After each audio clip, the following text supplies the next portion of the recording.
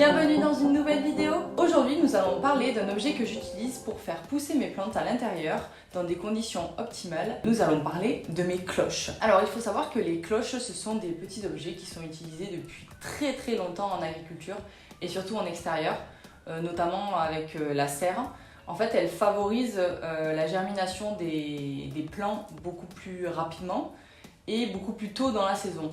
Tout simplement parce qu'en fait elle protège du froid et des gelées et elle réchauffe l'environnement autour de la graine pour pouvoir accélérer la germination. Et notamment elle peut protéger des éventuels nuisibles comme des escargots, des limaces et autres. On en trouve très régulièrement dans le commerce de différentes matières, en plastique, en verre et d'ailleurs vous pouvez également en créer vous-même avec le cul d'une bouteille en la coupant et juste en la plaçant au-dessus de la plante et en appuyant un petit peu pour l'enfoncer un petit peu dans la terre.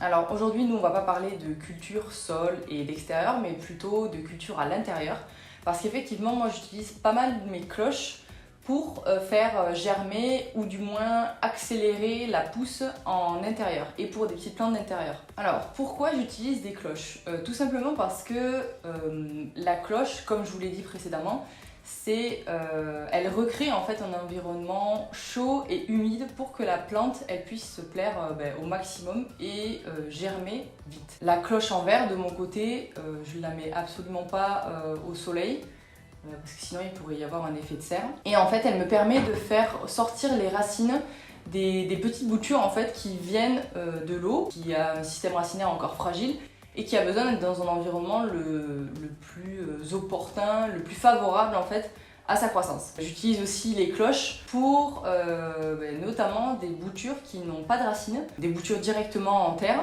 et qui n'ont pas germé au préalable en eau. Effectivement, ça leur permet d'être directement au chaud et dans un endroit super humide pour favoriser leur croissance. J'utilise les cloches seulement pour faire germer des boutures et éventuellement lorsque je reçois des plantes qui viennent d'un petit peu de loin et qui ont besoin d'un temps d'adaptation. Le temps d'adaptation en fait il n'est pas forcément et la température d'ailleurs elle n'est pas forcément optimale dans mon intérieur, donc pour favoriser sa reprise et puis éviter les attaques d'acariens s'il y en a ou les propager, je l'enferme sous sa petite cloche, comme ça c'est optimisé et elle peut prendre le temps de reprendre son souffle, de faire attention, de s'acclimater à la température. Elle a un taux d'humidité au top et puis voilà, c'est pour l'encourager à sortir le plus vite possible de la serre et à ce qu'elle s'habitue aussi à l'environnement dans lequel elle vient d'arriver. Également, j'utilise mes petites cloches pour faire germer des bulbes. C'est notamment des bulbes d'Alocasia, peut-être des bulbilles que j'ai pu trouver dans des pots de mes Alocasia, de mes grandes plantes, et que j'avais envie de faire germer, mais j'avais peur qu'elles se perdent en fait dans leur pot actuel avec leur maman. Et je les ai séparées et mis dans un tout petit endroit pour qu'elles puissent germer. Donc des bulbes d'Alocasia, des bulbes d'Oxalis aussi, ça peut fonctionner. J'utilise également mes cloches pour faire du sauvetage. C'est-à-dire que si j'ai une plante qui est vraiment en PLS, qui est vraiment pas bien et qui a besoin d'être remise dans des conditions super optimales pour repartir, je coupe tout. Enfin, vous savez maintenant que c'est ma spécialité. Et je la mets sous cloche ou sous verre du moins pour pouvoir l'encourager à repartir. Par exemple, je sais pas si vous vous rappelez de cette vidéo où je fais le sauvetage de mon Alocasia, je vous le mettrai dans le petit. Et effectivement, pour faire repartir les bulbes, je les ai mis dans un pot et sous cloche avec un support en verre qui n'est pas forcément une cloche.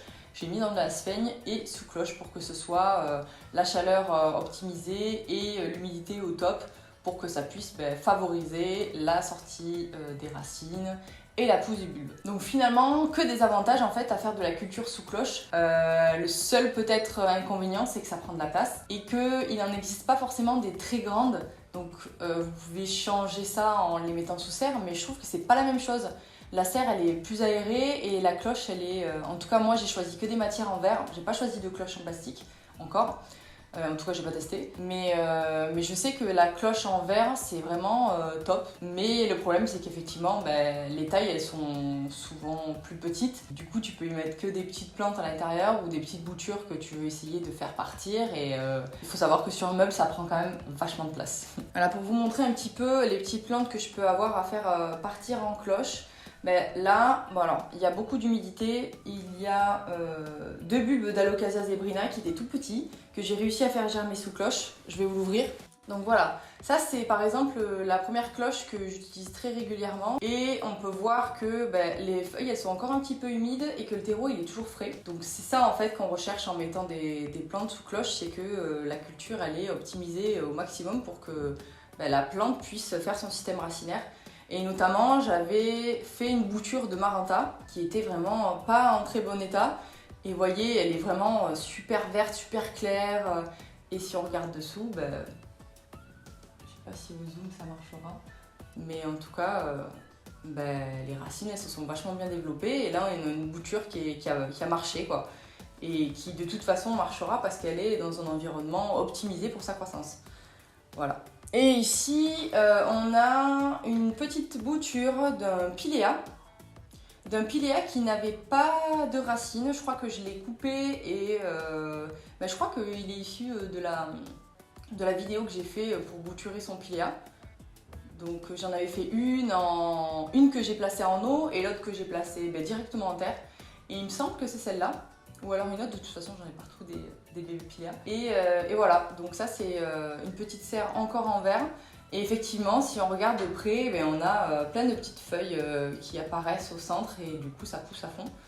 Oui, c'est tout petit, c'est tout mimi, c'est tout kiki, mais au moins ça pousse et voilà. Donc pour l'instant, elle est enfermée dans cette petite serre, mais dès qu'elle sera prête à évoluer en dehors de la serre, je la sortirai. Et la dernière, ça c'est un bulbe d'Alocasia. Alors j'ai renversé quelque chose dessus, donc il n'est pas très propre, mais c'est un bulbe d'Alocasia que j'ai placé dessous. Donc la serre est vachement basse en hauteur, mais c'est pas besoin de plus tant qu'elle n'a pas germé. De toute façon, vous n'avez pas besoin d'avoir une serre super haute. Et voilà, ça c'était pour faire germer le bulbe. Et comme je vous disais tout à l'heure, le sauvetage de mon Alocasia, voilà, ça c'est un pot d'un Wipod, je crois, que j'ai placé comme ça. Et à l'intérieur, en fait, il y a le pot avec la sphaigne et le bulbe qui est tout au chaud. Et d'ailleurs, c'est humide, on voit encore un petit peu qu'il y a de l'eau. Et la seule chose à faire, c'est ouvrir, pulvériser régulièrement. Bon, parce que là, c'est de la sphaigne, mais... alors, qu'est-ce qu'on va voir maintenant? Ah oui, et il y a le dernier que je vous ai pas montré. Là, on a une serre avec mon Stéphania erecta que j'ai placé dessous. Voilà, pour le coup, je suis assez optimiste parce que franchement, pour l'instant, rien ne sort. C'est normal, c'est pas forcément la saison. Puis il fait froid. Mais j'avais envie d'essayer et puis pour l'instant, j'avais pas encore d'autres boutures à placer sous cette serre. Donc j'ai mis mon Stéphania erecta qui est dans son cache-pot et qui est bien au chaud. Mais pour l'instant il ne se passe rien.